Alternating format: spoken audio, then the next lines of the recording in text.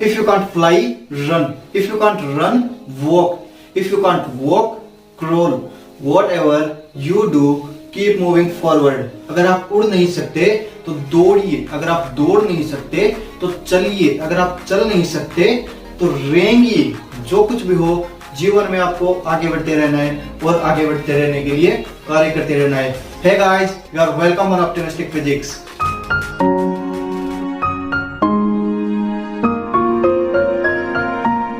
दोस्तों, last video में हमने लैब असिस्टेंट की जो वैकेंसी आने वाली है उसके बारे में बात की थी। अगर आपने वीडियो नहीं देखी है तो आई बटन पर क्लिक करके वीडियो देख सकते हैं।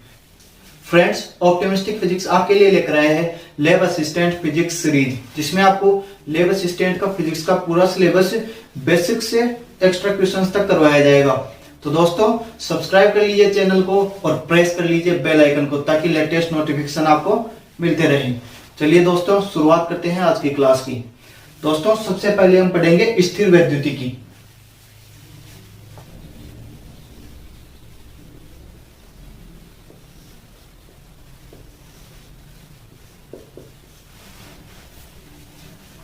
तो दोस्तों, सबसे पहले हम स्थिर वैद्युतिकी स्टार्ट करने वाले हैं। दोस्तों, लैब असिस्टेंट का जो पेपर 300 मार्क्स का होता है, तो 300 नंबर का पेपर होता है, इसमें से आपके 100 नंबर का राजस्थान जीके कवर करेगा और 200 नंबर के आपका साइंस कवर करेगा। पिछले वीडियो में हमने इसका विस्तार से विश्लेषण किया है।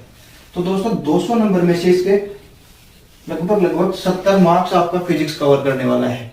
70 मार्क्स फिजिक्स कवर करने वाला है, तो फिजिक्स को जरूर आप अच्छे से तैयार करिए। अगर आपकी फिजिक्स थोड़ी बहुत कमजोर है तो आप आइए ऑप्टिमिस्टिक फिजिक्स के साथ। ओके, तो लगभग 3-4 क्वेश्चन इसके बनते हैं। एक क्वेश्चन 2 नंबर का होता है, तो 6 से 8 नंबर का आपका स्थिर वैद्युतिकी कवर कर लेता है। ओके, तो स्थिर वैद्युतिकी आपका एवरेज 6 मार्क कवर करेगा। ओके, ठीक है, आगे बात करते हैं। तो दोस्तों, सबसे पहले बात करते हैं स्थिर विद्युतिकी क्या चीज है। स्थिर विद्युत क्या है? स्थिर विद्युत में दोस्तों हम स्थिर आवेशों का अध्ययन करते हैं, स्थिर आवेशों के बारे में चर्चा करते हैं और स्थिर आवेशों से जो बल लगते हैं, उनसे जो क्षेत्र बनते हैं, उनके बारे में स्टडी करते हैं। चलिए डेफिनेशन लिखते हैं स्थिर विद्युत की। स्थिर विद्युत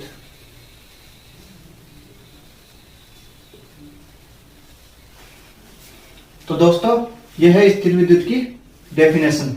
भौतिक विज्ञान की वह शाखा जिसमें स्थिर आवेशों का अध्ययन किया जाता है तथा उनसे लगने वाले बलों का और उनसे बनने वाले क्षेत्रों का अध्ययन किया जाता है।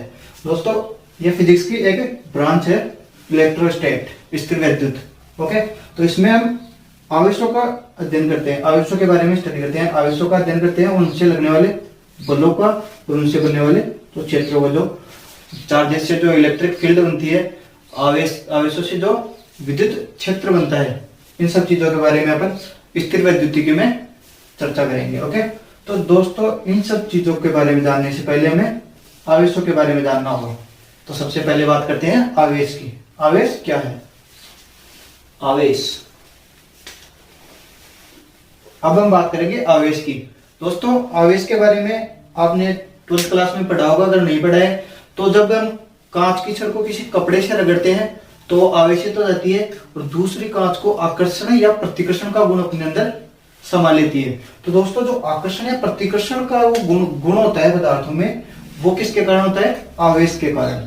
अगर वो वस्तु आवेशित है तो दूसरी वस्तुओं को आकर्षित या फिर प्रतिकर्षित करेगी, और अगर वो आवेशित नहीं है, उदासीन है, जैसे ये पेन है, इसके पास कुछ ही लोगे, इसको कोई फर्क नहीं पड़ता क्या ला रहे हो क्या नहीं ला रहे हो। ओके, तो ये उदासीन है। आवेशित वस्तुएं एक दूसरे को आकर्षित या प्रतिकर्षित करती है। जो पदार्थों में आकर्षण या प्रतिकर्षण का गुण आता है वो आवेश के कारण आता है। तो आवेश की क्या डेफिनेशन आप दे सकते हैं? तो ये एक भौतिक राशि हो गई, मतलब फिजिकल एंटिटी। वह भौतिक राशि जिसके कारण पदार्थों में आकर्षण या प्रतिकर्षण का गुण पाया जाता है, आवेश कहलाता है। ठीक है, लिखिए परिभाषा। तो दोस्तों, ये तो होगी आवेश की परिभाषा। पदार्थों में आकर्षण या प्रतिकर्षण का गुण आवेश के कारण होता है। अब बात करते हैं आवेश के प्रकारों की। ये आप जानते हो, आवेश 2 प्रकार के होते हैं, धनात्मक और ऋणात्मक। एक हो गया धनात्मक पॉजिटिव और एक हो गया ऋणात्मक नेगेटिव। ओके, तो आवेश दो प्रकार के हो गए, धनात्मक और ऋणात्मक। इसके बाद में हम डायरेक्टली आवेश के गुणों के बारे में बात करेंगे। आवेश के बारे में ज्यादा बात करने का कोई मतलब नहीं है, आप भी जानते हैं आवेश के बारे में, और वीडियो ज्यादा लंबा हो जाएगा अगर हम इसकी प्रॉपर्टीज की बात करते रहे तो। ओके, तो आवेश के गुणों के बारे में बात करते हैं। आवेश के गुण, जिन चीजों पर आपके क्वेश्चंस बन सकते हैं उन चीजों पर हम ज्यादा चर्चा करेंगे। बाकी बेसिक्स चीजें हम शॉर्टली में आपको पूरी तरह से समझाने की कोशिश करूंगा, और ताकि वीडियो ज्यादा लंबा भी न खींचे और आपके समझ भी आ जाए। ओके, तो आवेश के गुणों के बारे में बात करते हैं।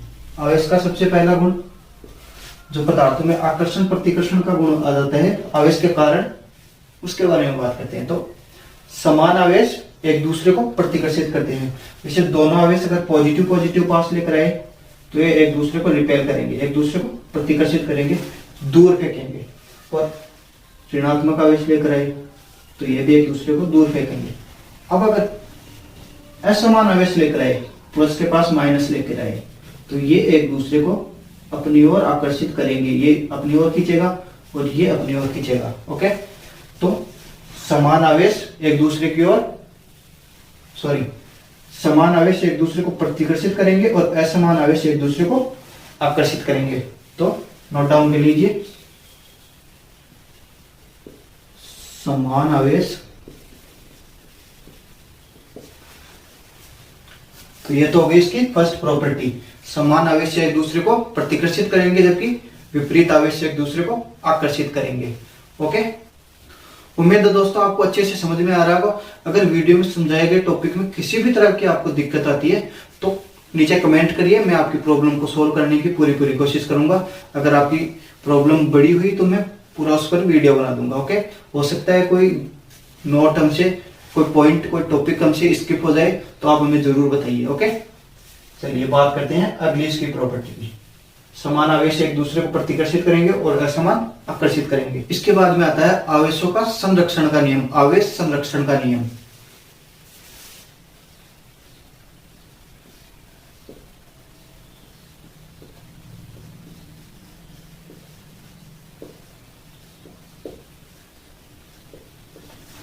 आवेश हमेशा संरक्षित रहता है, आवेश संरक्षण का नियम। जैसे आपका ऊर्जा संरक्षण का नियम था, ऊर्जा को न तो बनाया जा सकता है न ही मिटाया जा सकता है, ऊर्जा का केवल स्थानांतरण होता है। उसी प्रकार से आवेशों का भी आवेश संरक्षण का नियम है, आवेश न तो नया बनाया जा सकता है न ही आवेश को मिटाया जा सकता है। आवेश एक पदार्थ से दूसरे पदार्थ में केवल स्थानांतरित होता है, यही आवेश संरक्षण का नियम है। तो दोस्तों जैसे मैंने आपको कांच की छड़ का एग्जाम्पल दिया था, कांच की छड़ को हम अगर कपड़े से रगड़ते हैं तो वो दूसरी वाली कांच की छड़ को या तो आकर्षित करने लग जाती है या प्रतिकर्षित करने लग जाती है। अगर उसके पास में दूसरी चीजें लगती हैं तो उनके हाथ भी वो ऐसा ही व्यवहार प्रदर्शित करती है। तो उसका जो आवेशित हुई जो कांच की छड़, जब हम वस्तुओं को रगड़ते हैं तो वो आवेशित होती है। जैसे ये छड़ है, दो छड़े लेते हैं, ये छड़ उदासीन है, ये छड़ आवेशित है, इसके पास में चार्ज है, एक्स्ट्रा इलेक्ट्रॉन्स है। आवेशित होने का मतलब यही होता है एक्स्ट्रा इलेक्ट्रॉन्स है या फिर इलेक्ट्रॉन्स की कमी है। अब ये उदासीन है, इसके पास में इलेक्ट्रॉन्स है, तो इसको अगर इनको दोनों को रगड़ते हैं, अगर इन दोनों को रगड़ते हैं एक दूसरे से तो इलेक्ट्रॉन का इससे इस पर स्थानांतरण हो जाएगा और ये भी आवेशित हो जाएगी, इसके पास भी एक्स्ट्रा इलेक्ट्रॉन्स आ जाएंगे, एक्स्ट्रा चार्ज आ जाएगा। तो दोस्तों इसके ऊपर कोई नया इलेक्ट्रॉन बनाया नहीं है हमने, रगड़ने से इसके ऊपर नया इलेक्ट्रॉन नहीं बनाया। जो ये इलेक्ट्रॉन था इसका केवल स्थानांतरण इस पर संभव है, हम नया चार्ज नहीं बना सकते। तो यही है आवेश संरक्षण का नियम, आवेश संरक्षित रहता है। अगर आप चाहें तो परिभाषा लिख सकते हैं आवेश संरक्षण के नियम की। तो ये हो गया आवेश संरक्षण के नियम की डेफिनेशन। आवेश का निर्माण या इसका विनाश संभव नहीं है, इसका केवल स्थानांतरण होता है। इसको हम एक एग्जांपल से समझ सकते हैं।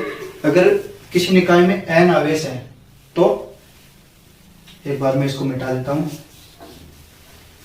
तो आवेश संरक्षण के नियम को समझाने के लिए मैं आपको एक एग्जांपल दे रहा हूं। जैसे अपने पास में कोई निकाय है, इसमें n आवेश है, Q1 Q2 Q3 Q4 Q4 ये Qn टोटल n आवेश हैं। जो दूसरा निकाय अगर इसमें लेके आए या फिर इसी निकाय के दो टुकड़े करें, अगर दूसरा निकाय लाएंगे तो ये भी आवेशित हो जाएगा, ये निकाय आवेशित होगा तो इसके पास में आवेश कम हो जाएंगे और इसके पास में बढ़ जाएंगे। तो टोटल इनका निकाय बनेगा, या फिर इसके दो आवेश, इस निकाय से दो निकाय बनाए तो इन दोनों के पास में जो टोटल चार्ज होंगे वो पहले वाले निकाय के समान ही होंगे। ओके, तो total charges Q1 Q2 Qn summation of Qn के बराबर ही होंगे। समेशन, ये समेशन का निशान है, इसको हम योग के लिए इसको काम में लेते हैं, समेशन बोलते हैं इसको। ओके, तो ये टोटल निकाय में जो चार्ज होंगे वो Qn ही रहेंगे, चाहे इसको कहीं पे भी ले जाएंगे। ओके, ठीक है। ये दो प्रॉपर्टीज होगी, दो गुण हो गए आवेश के। समान आवेश एक दूसरे को प्रतिकर्षित करेंगे और विपरीत आवेश एक दूसरे को आकर्षित करेंगे। दूसरा हो गया आवेश संरक्षित रहता है। तो इनके बाद में इसकी थर्ड प्रॉपर्टी के बारे में बात करते हैं, आवेश का क्वांटीकरण का नियम। क्वांटीकरण का नियम, क्वांटीकरण के नियम की क्या बात है, देखिए एक बार लिखते हैं। आवेश का क्वांटीकरण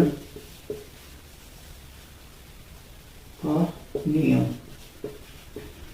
आवेश हमेशा क्वांटीकृत रहता है। इसका मतलब है जो हमने एक इकाई आवेश को हम इलेक्ट्रॉन से दर्शाते हैं, ये मैंने आपको पहले ही बताया।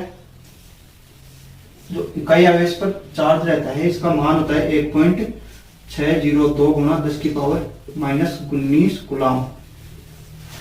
तो ये जो किसी भी निकाय में टोटल आवेश होता है, मतलब मैंने आपको जो पहले वाले निकाय में Qn आवेश बताए थे, तो इन आवेशों का टोटल वैल्यू जो परिमाण होगा वो एक इलेक्ट्रॉन के आवेश, एक इकाई आवेश के परिमाण के गुणज के बराबर होगा, इसके गुणज के बराबर होगा।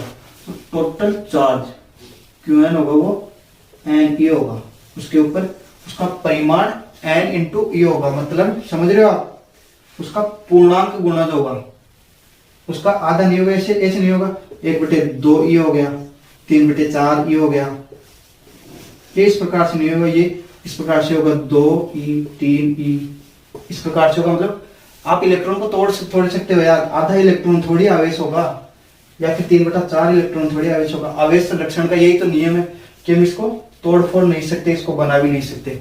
तो ये हो गया इसका पूर्ण गुणज के रूप में होगा। ठीक है, इसके मैं आपको लिखवाता हूं परिभाषा।